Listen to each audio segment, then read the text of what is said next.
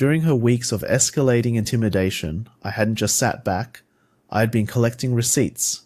Using my legal knowledge and tech skills, I'd reviewed HOA bylaws, cross-referenced city zoning ordinances, traced her fraudulent notices, and even uncovered details about Maplewood's legal status that would unravel her entire game. So when Monday morning rolled around, and Karen decided to take it nuclear by calling the cops, I was more than ready. From my window, I watched her theatrically gesturing toward my building as she spoke with 3 responding officers, trying to convince them I was some sort of illegal squatter, masquerading as a businessman.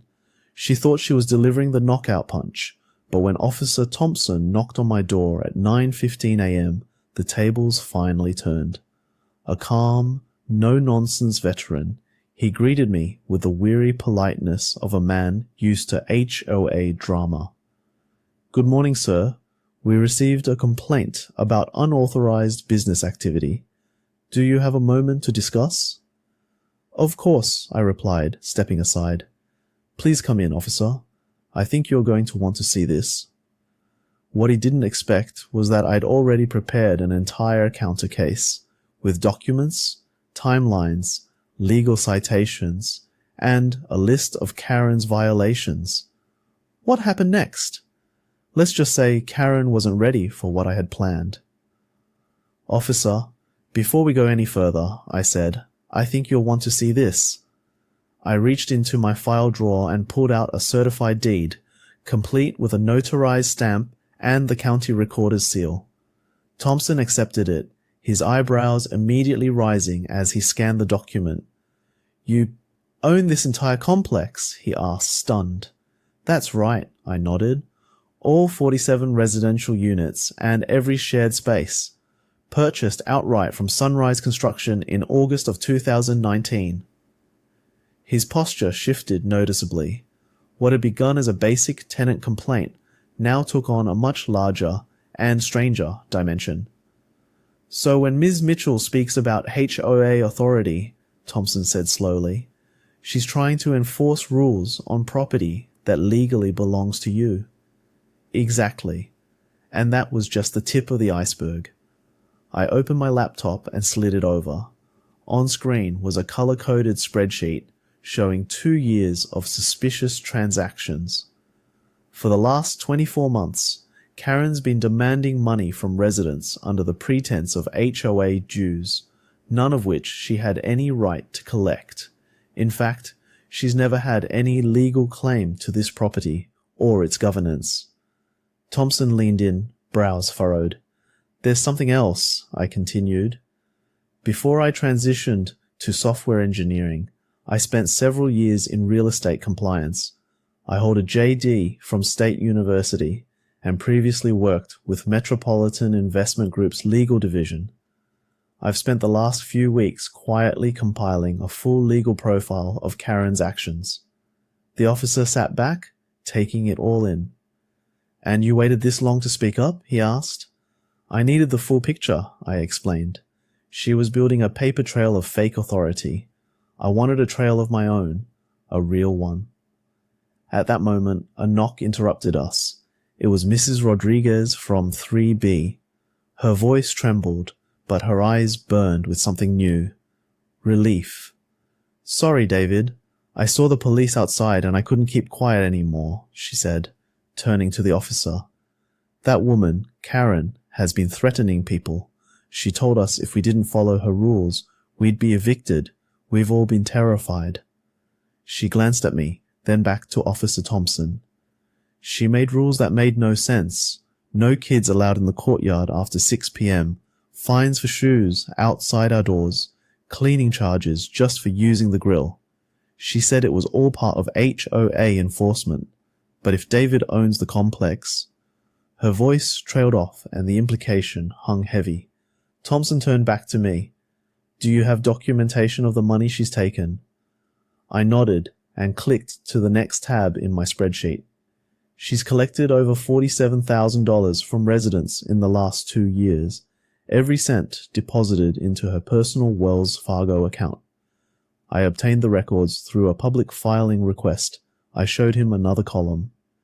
She's been paying herself a monthly salary of $1,500 as president of this fake HOA. She invented a position that doesn't exist on property she doesn't own. Thompson's pen scribbled furiously.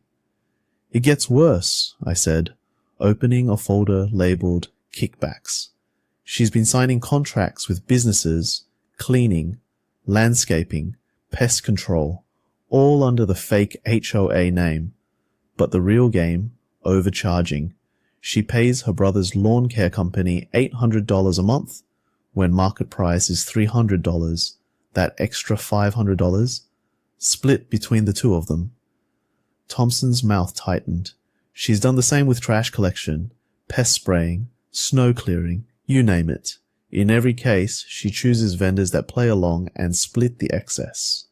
I laid down copies of those contracts, complete with a forged HOA letterhead. She even went as far as filing fake incorporation papers to make her Maplewood Gardens HOA look real. She created a fake legal entity, opened a business bank account, and started signing contracts with that identity. That's fraud, plain and simple. The officer looked up, face grim. That's criminal, he said flatly. Theft by deception, possibly mail fraud, and if she coordinated this with others, organized fraud. I have more, I said. Emails, memos, scanned notices. She's documented her fraud better than any prosecutor could ask for. Just then, Mr. Peterson stepped into the room, visibly agitated.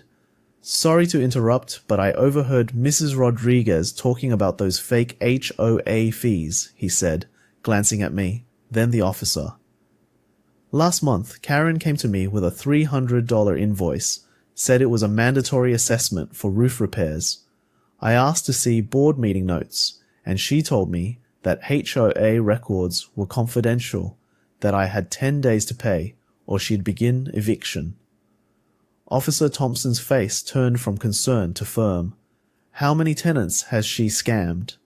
By my count, I said, scanning my notes. At least 38 of the 47. She focused on the elderly and single parents, the ones she thought wouldn't fight back. It was no longer a neighborhood squabble. This was a case of large-scale fraud and abuse. What's your next move? Thompson asked. I looked out the window. Karen was still out front, standing tall, clearly expecting me to be escorted out in handcuffs. I'm holding a meeting tonight, I said. It's time the whole community hears the truth. But before that meeting, I had one more call to make, one that would make sure Karen had no escape route. That evening, every seat in the clubhouse was filled. Word had spread like wildfire. Faces were tense, curious, even nervous. Karen was in the front row, flanked by her fake lawyer, wearing that familiar emerald blazer like a crown. She was sure this would be her final power move. Little did she know, this would be her public downfall. I walked up to the podium carrying my laptop, a folder of evidence, and a compact digital projector. Good evening, I said, clicking to the first slide. And so, the truth began to unravel. Good evening, everyone, I began, voice steady. I know the past few weeks have stirred up anxiety and confusion, and tonight, I want to set the record straight. The room was packed, wall to wall. Residents leaned forward, eyes fixed on me. Some held their breath. But before I begin, I want to give Karen Mitchell the chance to explain her actions, specifically why she called the police on me this morning, accusing me of illegally occupying community property. Karen stood, her posture rigid, radiating false authority. She looked around the room like a queen before her court. David Thompson has been blatantly violating community regulations, she began, her voice sharpened with self-righteousness. As acting president of the Maplewood Gardens Homeowners Association, I have done everything I can to enforce the rules designed to protect our neighborhood. When a resident refuses to comply, we must escalate through proper legal means. She gestured toward the man beside her, her so-called legal advisor, who nodded gravely, continuing his role in the performance. I nodded, unfazed. Thank you, Karen. Now, I'd like everyone to take a look at something that might shift your understanding. I connected my laptop to the projector and displayed a document on the screen, a notarized, county-certified deed. This, I said, pointing at the screen, is the official warranty deed proving I am the sole legal owner of Maplewood Gardens. All 47 units, every square foot of common space, the community center you're sitting in now, even the parking lots and walkways, and